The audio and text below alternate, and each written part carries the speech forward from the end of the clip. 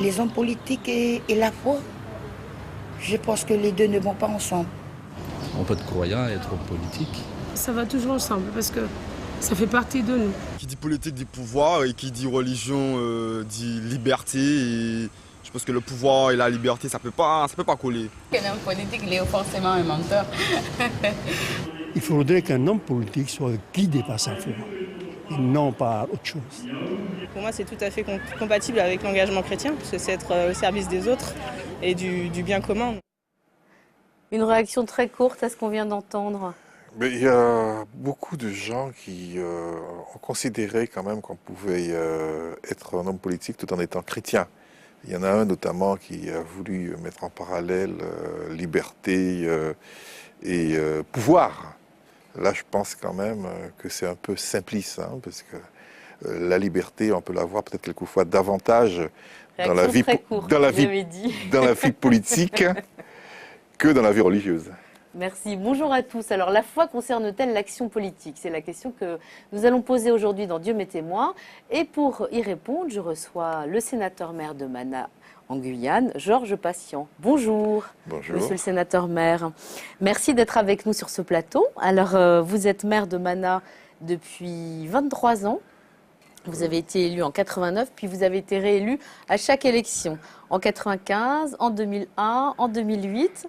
Et en 2008, vous êtes devenu sénateur de Guyane sous l'étiquette d'Hiver Gauche.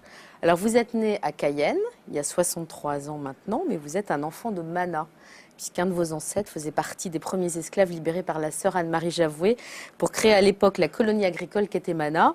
Je rappelle juste pour ceux qui connaissent moins la Guyane que vous, que Mana est située dans l'ouest de la Guyane, au bord du fleuve du même nom, non loin de l'embouchure du Maroni. Alors vous êtes donc sénateur, vous êtes le plus grand sénateur puisque vous mesurez 1m97, 1m98. Je ne peux pas m'empêcher de le dire, tellement vous êtes grand sur ce plateau. Le plus grand par la taille. Voilà, le plus grand par la taille. Première question, comment va Mana? Mana va très bien, hein, parce qu'elle bénéficie en permanence de l'aura d'Anne-Marie Javoué qui l'a fondée et qui depuis ne l'a jamais quittée, ni elle, ni sa congrégation. Donc Mana vit quand même très bien, se distingue de beaucoup d'autres villes de Guyane par sa qualité de vie. Il y a moins de faits répréhensibles, de faits délictueux à Mana que dans le reste de la Guyane qui connaît une profonde insécurité. Expliquez-nous un petit peu quels sont les rapports entre Mana et sœur Anne-Marie Javoué. Pour vous, c'est évident, mais ceux qui nous regardent en Nouvelle-Calédonie, à La Réunion, à Saint-Pierre-et-Miquelon, ignorent un petit peu ce lien très fort qui existe entre Mana et la sœur Anne-Marie Javoué. Mais ce lien est très fort, on peut même dire que c'est un lien originel, hein, si ce mot n'est pas trop fort, puisque c'est une terre qui est devenue source de vie grâce à Anne-Marie Javoué. Bon, il est vrai que dans tout le territoire de la Guyane, avant la colonisation, subsistaient des Amérindiens qui étaient nomades. Mais la sédentarisation dans Mana est arrivée avec Anne-Marie Javoué quand elle a eu à utiliser cette terre pour faire une expérience d'importante. Une expérience avec des esclaves libérés de traite et qui devaient, en travaillant avec elle, démontrer que les Noirs libres pouvaient continuer à être de bons ouvriers pour les terres agricoles. On peut peut-être juste rappeler quand même qui est sœur Anne-Marie Javoué. Oui. Sœur Anne-Marie Javoué, bon...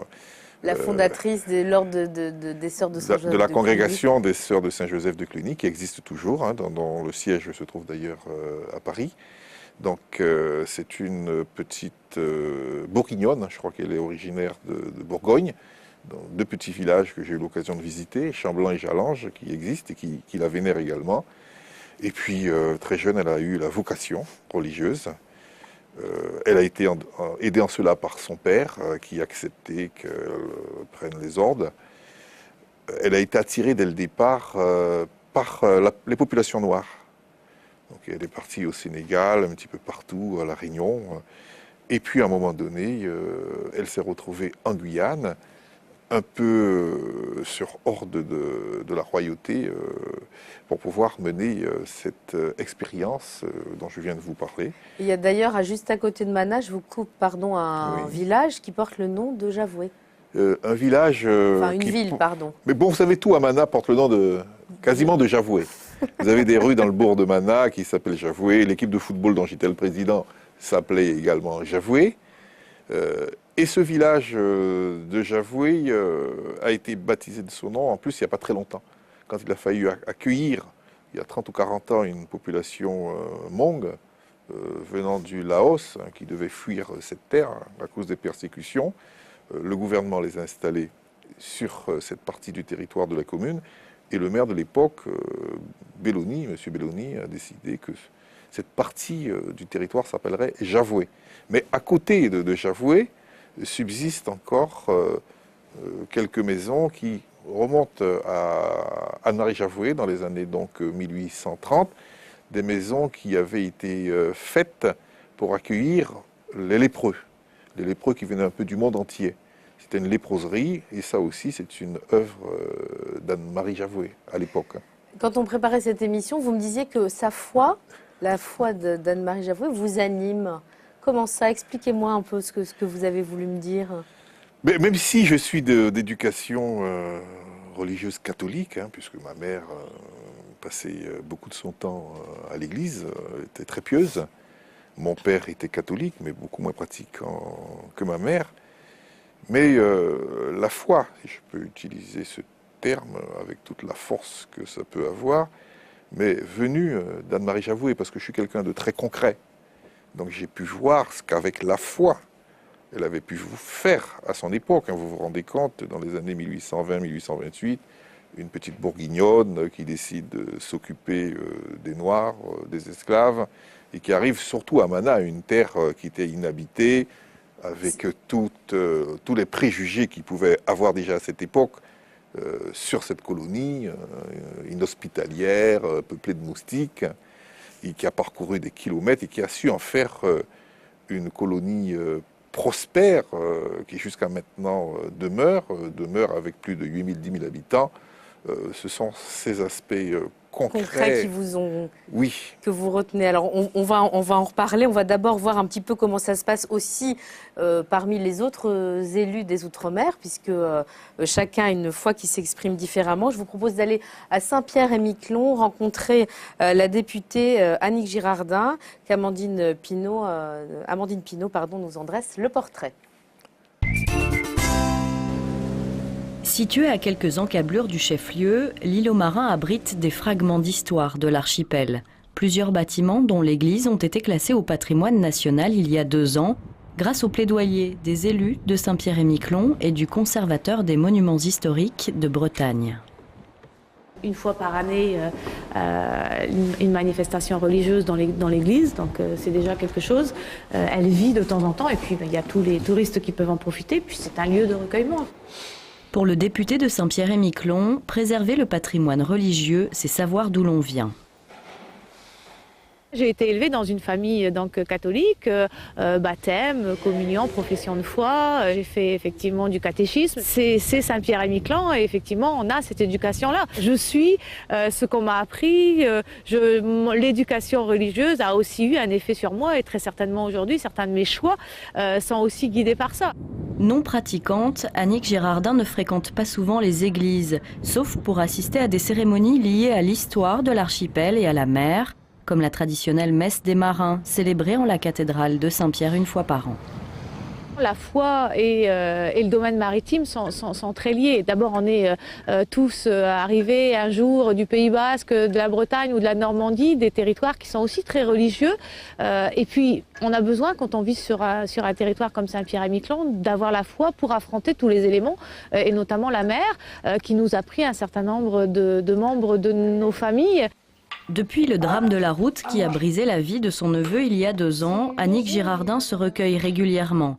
Pourtant, la jeune grand-mère de 48 ans pensait avoir tourné le dos à l'église depuis longtemps. J'espère que je vais pas tomber sur le baril. Ouf, ça c'est pas lourd. J'ai été maman très très jeune, à 15 ans et demi, 16 ans, donc à la maternité. À l'époque, la sœur venait visiter tous les nouveaux bébés et je me rappelle encore, et je crois que je m'en rappellerai toute ma vie, quand elle rentre, elle dit qu'elle est désolée de ne pas pouvoir me donner effectivement la médaille de la Sainte Vierge qu'elle remettait à tous les enfants parce que j'étais une fille mère et que je vivais dans le péché. Depuis ce jour, Annick Girardin ne s'est jamais vraiment réconciliée avec les hommes et les femmes d'église. Mais la Saint-Pierraise ne renie pas pour autant sa culture et son éducation catholique. Elle y puise des valeurs qui forment la base de son engagement politique. Je crois en l'homme et en sa capacité effectivement de faire en sorte que le monde soit meilleur demain. Et c'est à ça auquel je souhaite participer. Je suis quelqu'un qui estime que il doit y avoir effectivement des règles, un cadre, une morale partout, y compris dans l'exercice de ma vie professionnelle aujourd'hui politique. Annick Girardin bouscule tous les clichés. Maman à 15 ans et croyante, radicale de gauche et catholique, engagée dans le milieu associatif puis en politique, cette battante est sur tous les fronts. Son plus grand combat, la défense des intérêts de Saint-Pierre-et-Miquelon. Je vous ai vu sourire sur radicale de gauche et catholique. On peut pas être de gauche et catholique? Moi, ça m'a fait sourire dans le film parce que je trouve pas du tout logique que l'on dise qu'être de gauche et ne pas être catholique. C'est le commentaire de la journaliste qui vous fait sourire. Oui, je trouve ça pas normal de la part d'une journaliste. Oui. Est-ce que vous mettez, vous, votre foi au service de la Guyane et comment? Vous parliez tout à l'heure de la foi concrète de la sœur Anne-Marie Javoué qui vous inspirait. Oui. Donnez-nous des exemples. Non, mais même comme Annick Girardin, que je connais très bien, c'est une collègue députée, d'ailleurs on l'a bien vu, elle se met au service de l'intérêt général. C'est pour moi une valeur humaniste, qui n'est pas liée uniquement au fait d'être catholique. C'est des valeurs que beaucoup de gens partagent, qu'ils soient de droite, qu'ils soient de gauche. C'est pas lié uniquement au catholicisme. Et puis beaucoup d'autres valeurs. Je crois que quand on se met dans la politique, si on n'est pas animé par l'intérêt général, c'est pas la peine d'y être. D'ailleurs, il y a beaucoup de garde-fous de plus en plus en politique pour éviter effectivement dans les conflits d'intérêts. On ne peut pas venir en politique et s'occuper de ses propres intérêts privés. Donc au contraire, pour moi, quand on vient en politique, si on est conséquent avec soi-même, on est forcément guidé par l'intérêt général. Et ça, c'est une valeur qu'on retrouve également dans le christianisme, dans le catholicisme. Alors, vous avez puisé pour servir Mana, pour servir la Guyane, dans ce que vous êtes, vous, en tant qu'élu, mais dans ce que vous êtes en tant qu'homme. Donnez-nous un exemple concret. Est-ce qu'il y a des choix, vos choix d'élus ont été portés parfois, motivés par des valeurs plus... proche de votre foi? Oui, les valeurs de charité, de charité, de très grand altruisme quelquefois, qui font qu'on néglige ce côté peut-être rigide dans les aides à apporter, plutôt que de passer par tous les méandres du droit, par les aspects égalitaires, systématiques. On peut être amené, en étant animé par la foi, à transgresser toutes ces règles et aller directement vers la satisfaction d'un bien immédiat pour un individu, sans vouloir passer par toutes les règles, comme je vous l'ai dit, les règles de droit. Donc très souvent, par exemple, au niveau de mon service d'aide sociale, quand on me fait part d'une situation un petit peu critique, il me suffira, pas par intuition, mais par la connaissance que je peux avoir de mes administrés, d'intervenir sans me dire que bon, là j'agis par favoritisme. Là c'est la foi qui m'anime plus qu'autre chose. Et je me dis que ma foi l'emportera sur tout. Vous êtes d'abord guyanais ou d'abord chrétien, ou les deux? Non, je dirais que je suis d'abord guyanais parce que c'est un combat que je mène en Guyane. Vous savez, c'est un pays encore jeune.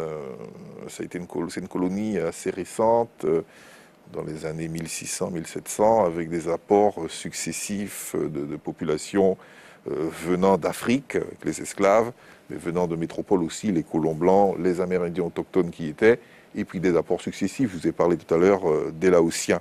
Donc ce que je cherche, moi, c'est à faire en sorte que toutes ces communautés, d'abord, apprennent à vivre ensemble. Et le ciment pour vivre ensemble, c'est l'amour du territoire qui les a accueillis, qui nous a accueillis. La Guyane, ma commune Mana, et la France, qui est notre mère patrie, hein, si on peut utiliser ce terme. Donc d'abord être guyanais, et après, bien sûr, si on peut être catholique, tant mieux. D'accord. Alors, on va se connecter maintenant avec la Réunion, avec Jacques Lowinski. Bonjour Jacques Lowinski, merci d'être avec nous. Vous nous entendez? Très bien, bonjour. Donc, je suis avec Georges Patient, qui est sénateur-maire de Mana en Guyane, et qui est avec moi. Donc, nous vous écoutons. Vous êtes, vous, conseiller municipal à la mairie de Saint-Denis, la capitale de la Réunion, mais votre adhésion au Parti socialiste est plus récente. Hein. Vous avez toujours été engagé dans des associations et mouvements d'éducation populaire, et puis dans le développement durable. Vous avez travaillé au Secours catholique. Vous êtes engagé notamment aussi dans la lutte contre l'illettrisme. Alors tout le monde à la mairie de Saint-Denis sait que vous êtes catholique pratiquant et que vous n'avez pas peur de le dire. Est-ce que c'est une revendication pour vous ? Non, c'est un témoignage, c'est une façon d'être, c'est une façon de se comporter avec les autres, et c'est aussi une façon d'appréhender les dossiers de manière parfois un peu différente. Alors, puisque vous parlez de témoignages, vous dites que porter des témoignages, c'est une forme d'évangélisation. C'est ce que vous m'avez dit quand on a préparé l'émission. Quels sont les témoignages que vous portez en tant qu'élu ? Eh bien, en tant qu'élu, c'est des témoignages par des attitudes, par des comportements. Lorsqu'on accueille, tout simplement, puisque nous, on est par exemple sur des permanences tous les samedis matins, c'était un des engagements qu'on avait pris. Il y a une façon de recevoir les gens, il y a une façon de les écouter, il y a une façon de les considérer. Ça commence d'abord par ça. Et puis, ça se poursuit sur des engagements qui sont pris et des engagements qui doivent être tenus. Je pense que c'est une façon un peu différente d'exprimer sa foi. Alors, vous avez longtemps travaillé dans des associations, donc notamment le Secours catholique avec Monseigneur Aubry, Gilbert Aubry. Puis là, vous vous retrouvez avec le maire de Saint-Denis, Gilbert Annette. Donc, vous m'avez dit, j'ai changé de Gilbert, mais finalement, je suis resté le même. Oui. Le fait d'être élu, d'être responsable politique, ça ne change rien? Ou ça change tout? Non, moi sur la pratique de la foi, ça ne change absolument rien, puisque avec Gilbert Aubry, on avait travaillé sur des projets notamment de micro-réalisation. Alors à l'époque, le concept de développement durable n'existait pas encore, mais on était déjà ancré sur ces valeurs-là, hein, de la considération de l'homme et de la femme, bien sûr, et de l'harmonisation de... Je t'en prie, et l'harmonisation de différents dispositifs qui se voulaient être inscrits dans la durée, puisque notre passion, notre valeur de base était de pouvoir faire en sorte qu'on puisse passer de l'assistance au développement. Donc en cela, on était parfaitement inscrit dans des valeurs de charité, donc en l'occurrence de charité chrétienne. Maintenant, c'est une valeur qui reste toujours. On parle beaucoup plus de justice. Alors parfois, il y a un peu de difficulté avec mes camarades, comme on dit, socialistes, à trouver des différences éventuelles entre la charité et la justice. Et on dira que le débat continue. Alors, je crois qu'il y a monsieur le sénateur qui veut réagir ou qui a une question à vous poser. Oui, ça tombe juste au bon moment, puisque vous parliez de vos autres collègues socialistes. Est-ce que, puisque votre adhésion est assez récente, est-ce que quand vous avez dit que vous étiez un catholique pratiquant, est-ce qu'on vous a refusé votre adhésion au Parti socialiste? Absolument pas, monsieur le sénateur, chers collègues, puisque, en fait, lorsque, en 2008, la majorité socialiste constitue sa liste, elle vient me voir en sachant pertinemment que je suis un chrétien et que j'exerce ma foi. Donc, monsieur le sénateur règle un peu ses comptes avec les journalistes, alors c'est pour ça. Non, parce que ce qu'il y a de bien dans l'émission, c'est que, on a vu Annick Girardin qui est socialiste, moi je suis socialiste et vous aussi. Donc tout ça, ça prouve qu'on peut être socialiste et en même temps être catholique, plus que chrétien encore. Chrétien catholique. Absolument. En tous les cas, dans le contexte de la Réunion, ça ne pose aucun souci, puisqu'on peut être effectivement à la fois catholique et socialiste. Merci beaucoup, monsieur Lowinski, en tout cas, d'avoir été avec nous depuis la Réunion. Passez une belle journée et à très bientôt. À très bientôt. Merci, au revoir. Merci, au revoir. Est-ce qu'au nom de la laïcité, ça peut poser des questions ou des soucis qu'un homme politique exprime ses convictions religieuses? Vous savez, des intégristes existent un peu partout. Vous pouvez les retrouver dans le catholicisme et comme chez nous en politique. Très souvent, c'est vrai, quand je fais une intervention, même dans le cadre de l'intérêt général et qui porte sur un certain nombre de catholiques, un exemple concret, à Mana, je subventionne l'école catholique privée. Je vais trouver des enseignants laïcs qui vont me sortir la grande loi de séparation de l'Église et l'État. Mais il y a une loi qui régit très bien toutes ces choses. Et quand je le fais, et je suis dans mon droit, je ne le fais pas uniquement parce que c'est une école catholique, mais c'est parce que c'est une école qui a toujours existé dans la commune, qui a montré son importance pour la commune, parce que cette école a été créée même avant les écoles publiques à Mana, puisque la mère Javoué, quand elle est arrivée à Mana, elle a voulu tout de suite que les enfants esclaves soient éduqués, les esclaves soient éduqués. Donc elle a créé une école avant l'abolition de l'esclavage. Donc c'est une partie de notre patrimoine à Mana, et je fais tout pour qu'elle soit maintenue. Donc je sais répondre aux laïcs qui me disent que je ne devrais pas intervenir au niveau de cette école. Justement, on va aller tout de suite en Nouvelle-Calédonie voir Anna Logologo Folao, qui est adjointe au maire au Mont-d'Or et qui est responsable justement des questions d'éducation à la mairie. C'est Frédéric Dier qui l'a rencontré pour nous. La forêt que nous survolons est celle du Mont-d'Or, la deuxième plus grande commune de Nouvelle-Calédonie, une terre bordée par le plus grand lagon du monde. C'est ici que vit Anna Logologo Folao, élue de la ville, avec qui nous avons rendez-vous ce matin. Je suis adjointe au maire du Mont-d'Or, M. Eric Gay. J'ai un mandat de conseiller municipal. Je l'ai débuté en 1983 jusqu'à ce jour. À la mairie du Mont-d'Or, donc je suis chargée de l'enseignement et de la jeunesse. En fait, je suis dans mon ancienne école où j'ai enseigné pendant 34 ans. L'école des Sœurs Saint-Joseph de Cluny, où moi-même j'avais été élève. Et bien sûr, ici, Anna connaît tout le monde. C'est de ma famille. Bonjour ma chérie. Bonjour madame la directrice.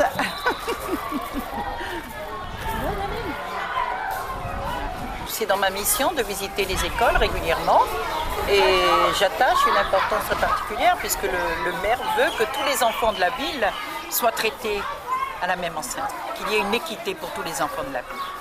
Je faisais le catéchisme au niveau de la paroisse, c'est-à-dire qu'il y avait un moment où j'ai pu le faire, la catéchèse, mais après la catéchèse, on la faisait dans nos classes. Ma foi m'éclaire sur ma mission au niveau des enfants et au niveau de toutes les personnes que je rencontre. À être juste avec tout le monde, à essayer de les aider. en fait. Voilà. C'est de servir. C'est une mission au service des hommes. Quand on discute avec Anna, tout semble simple. Dans sa vie d'élu, service et foi sont forcément liés. Après l'école, retour à la mairie. Anna doit visiter le chantier du Faré, la maison traditionnelle océanienne. Une maison communale voulue par la mairie pour que chacun puisse s'y retrouver. Et cette mission-là, Anna y tient beaucoup. Pour le calendrier, on a posé ici devant là, oui. Il va être inauguré le 4 décembre. Chacun des piliers est destiné à une communauté. Là, nous sommes sur le poteau de Bélep. Lorsque une communauté a quelque chose à fêter, je pense qu'il y aura un calendrier et après ils pourront venir ici et puis fêter l'événement. De faire en sorte que toutes les communautés qui vivent sur le territoire de la ville du Mont d'Or se rencontrent pour un vivre ensemble.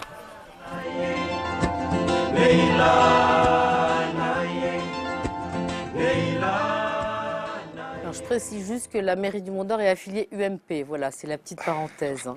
Mais vous savez, ça n'empêche pas qu'on ait presque un passé commun. Moi, j'ai presque un passé commun avec cette dame, parce que moi aussi, j'ai fréquenté d'abord l'école privée catholique de Mana, et ma première maîtresse a été une religieuse, sœur Marie, qui est décédée maintenant et qui a demandé à être enterrée dans ma commune, qui est restée plus de 50 ans dans ma commune, qui venait, je crois, qui venait, elle, de Bretagne. Qui était bretonne et non bourguignonne. Elle était bretonne, oui. Juste une question, parce que vous avez abordé tout à l'heure les critiques éventuelles sur les séparations de l'Église et de l'État. La situation de la Guyane est particulière à ce niveau-là. Est-ce que vous pouvez nous l'expliquer très rapidement? Oui, il y a un concordat, je ne saurais vous dire quelle est la date précise, mais qui remonte au début du siècle ou à la fin du siècle, non, au début du XXe, à la fin du siècle précédent, qui, comme en Alsace-Lorraine, faisait en sorte que l'évêque et les curés soient des fonctionnaires. Je crois que l'évêque, lui, est fonctionnaire de catégorie A. Expliquez clairement aux téléspectateurs qui ne savent pas, voilà, c'est que l'évêque de Guyane est fonctionnaire de catégorie prêtres, A, et les prêtres, je crois, sont des fonctionnaires de catégorie B, oui. Sont des fonctionnaires payés par... le Conseil général, pas par l'État. Voilà, par le Conseil général, pardon. Actuellement est un petit point de contestation entre le président du Conseil général et l'État ou l'évêché. Et vos rapports avec le très actif évêque de Guyane, Monseigneur Lafont, sont... Ils sont très bons, ils sont très bien. Oui. Il est très dynamique.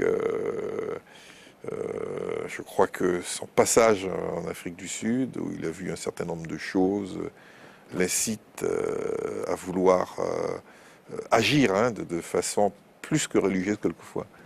On pourrait même à la limite dire qu'il s'intéresse aussi aux choses politiques. J'espère qu'on l'aura sur notre plateau un jour. Alors nous arrivons dans les dernières minutes de notre émission. Comme chaque semaine, nous revenons sur un événement qui a marqué la vie des Outre-mer.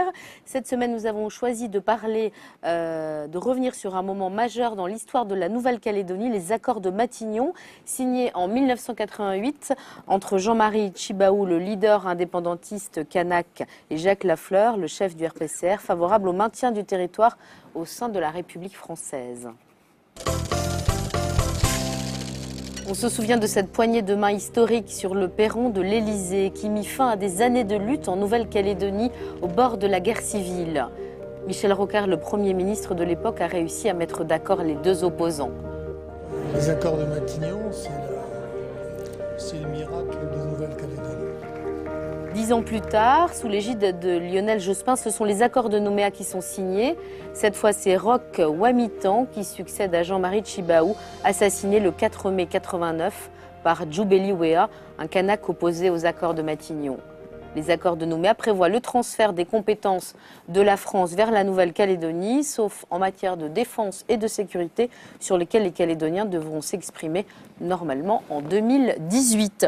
Est-ce que vous vous souvenez de ces accords, Monsieur Passion ? Très bien, parce que c'était quand même une période assez critique dans l'histoire de la France et de la Nouvelle-Calédonie. Une histoire critique qui s'est traduite par des événements très graves, douloureux d'ailleurs. Il y a un film qui récemment est sorti sur cette histoire tragique. Les événements d'Ouvéa, oui. Les événements d'Ouvéa. Bon, j'y étais l'an dernier en Nouvelle-Calédonie. Les esprits continuent quand même un petit peu à s'échauffer, hein, parce qu'on approche quand même de ce fameux référendum sur l'indépendance. Voilà. Bon, mais je compte beaucoup sur la sagesse des deux peuples qui s'opposent.